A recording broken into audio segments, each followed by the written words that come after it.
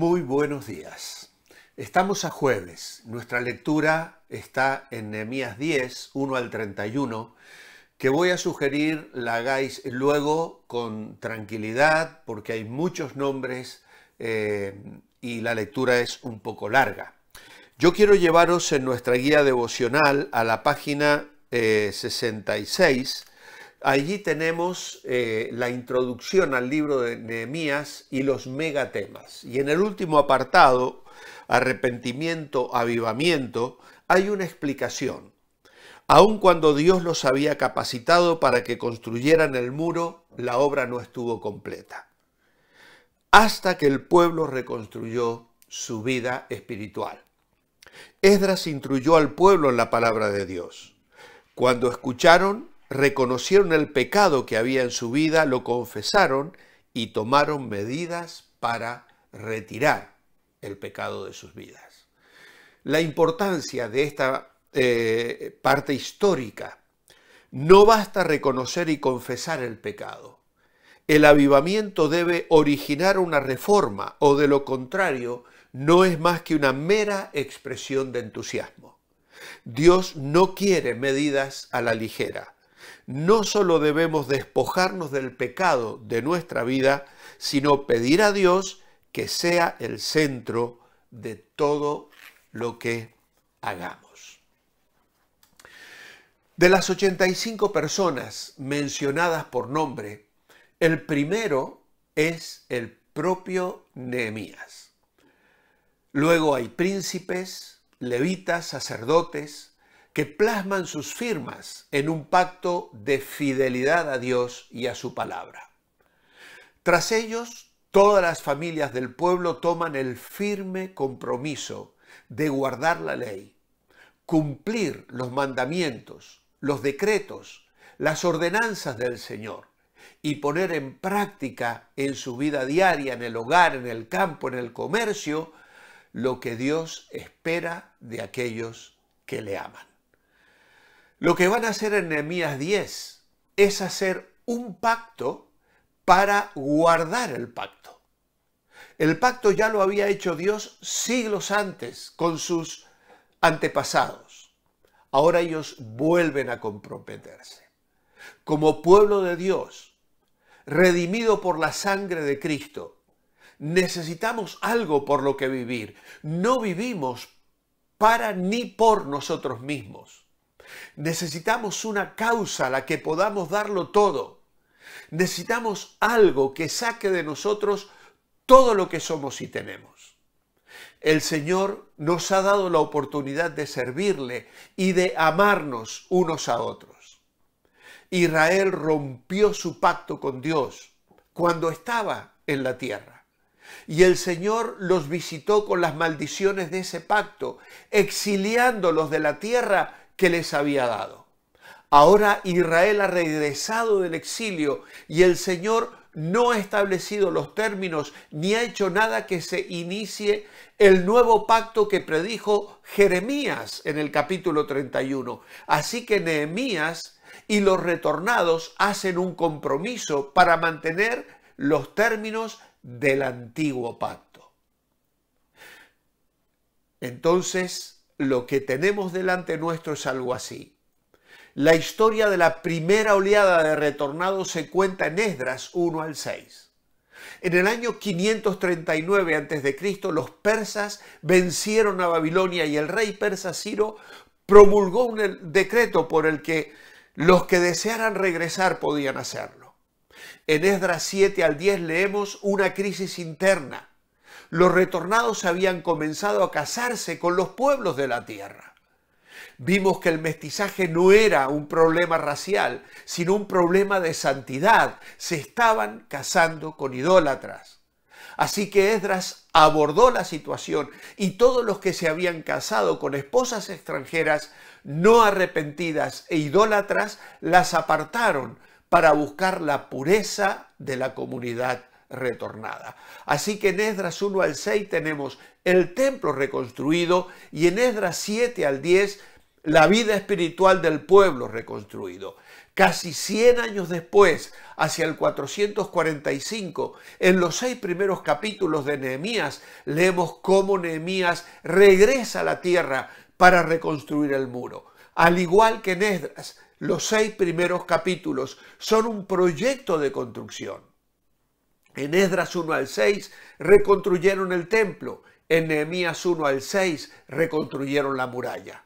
Como en Esdras, donde los últimos capítulos tratan de la renovación y purificación del pueblo, en Nehemías primero se reconstruye la muralla, luego la vida espiritual del pueblo.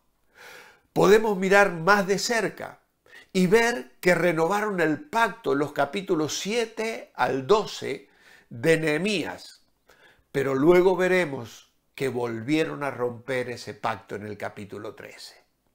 Así que en el capítulo 7 al 12 hay una renovación del pacto, en Nehemías 13 rompen el pacto. Ahora, si revisamos el contenido de Nehemías 7 al 9 con más detalles, veremos que Nehemías 7 era una lista de nombres.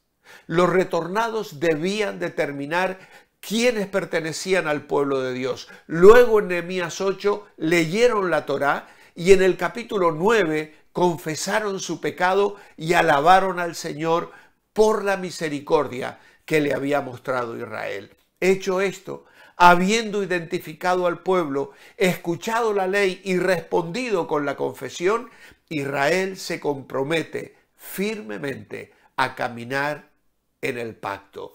Y eso lo tenemos en Nehemías 10.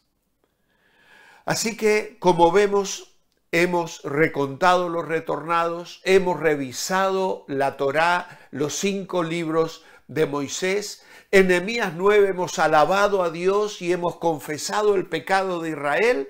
Y ahora tenemos un juramento de cumplir el pacto de no casarse, de guardar el día de reposo y el año sabático cada 7 años y de sostener el culto del templo. Veremos luego también la necesidad de la repoblación de Jerusalén, la dedicación del muro y el rompimiento del pacto, nuevamente con matrimonios mixtos en el capítulo 13, incluso cómo profanan el sábado. Ahora, lo que hacen los retornados en Nehemías 10 es un buen ejemplo para nosotros hoy. ¿Quiénes participan en el nuevo pacto? Los que confían en Cristo, los que han sido redimidos por la sangre de la muerte del nuevo Cordero Pascual, dice Pablo escribiendo a los Corintios en el capítulo 5.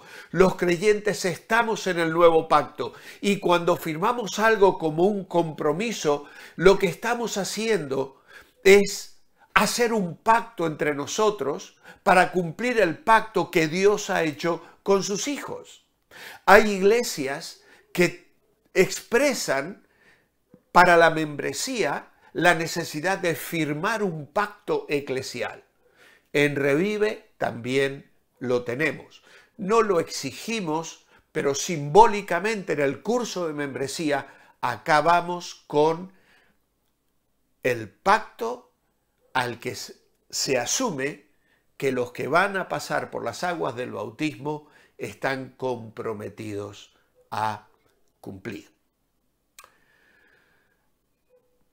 Tenemos un pacto con Dios, pero tenemos que tener también un pacto con los hermanos en la fe que conformamos la iglesia local a la cual pertenecemos. Ahora, Nehemías 10 se divide en 2 partes. Los primeros 27 versículos son una lista de nombres. Hay algunas observaciones que podemos hacer sobre esta lista, porque son las personas que firmaron el pacto. Luego, en la segunda parte, versículo 28 al 39, que meditaremos mañana, son personas que se comprometieron a cumplir el pacto y hacer lo que les habían ordenado. Reducen sus obligaciones a 3 compromisos: no volver a casarse con paganos, guardar el sábado y el año sabático y apoyar el ministerio del templo. Nos llama la atención que al firmar el pacto se comprometen a dejar descansar la tierra y remitir toda deuda en el año sabático. Y esto no solo era una ley para dar oportunidades a los que habían caído en la pobreza, sino que enfrentaba el corazón de las personas con el tema del dinero. La atracción que éste ejercía sobre ellos no solo entraba en conflicto con la idea de guardar el sábado y descansar ese día, sino con la necesidad de poner a Dios en primer lugar. Hoy en día enfrentamos el mismo conflicto. Queremos honrar a Dios, pero el mundo ofrece conveniencia, beneficios económicos que sutilmente ocupan el primer lugar en nuestras vidas. Analiza tu trabajo y tus hábitos de adoración. ¿Está Dios en primer lugar? ¿Está Él en el sitio en el que debe estar en tu vida? Recordad las palabras del Señor Jesús escribiendo o en el Sermón del Monte en Mateo 6. Mas buscad primeramente el reino de Dios y su justicia, y todas las demás cosas os serán añadidas. Ese es el Dios que amamos y el Dios en quien confiamos. Asumamos un compromiso con Él y con los hermanos en la fe de la iglesia en la cual nos congregamos. Mi oración escrita esta mañana. Amado Padre, queremos que tú seas el centro de nuestras vidas, de nuestro hogar, de nuestra iglesia y nuestro ministerio. Hacer tu voluntad, procurar agradarte y darte el control de nuestras vidas es hoy nuestro desafío, porque como ellos tenemos la tendencia a trazar nuestro propio camino y dejarte de lado. Guíanos a ti, Señor. En tu nombre, amén. Manteneos bendecibles. Mañana, Dios mediante, despedimos esta semana y estos hermosos capítulos del libro de Nehemías.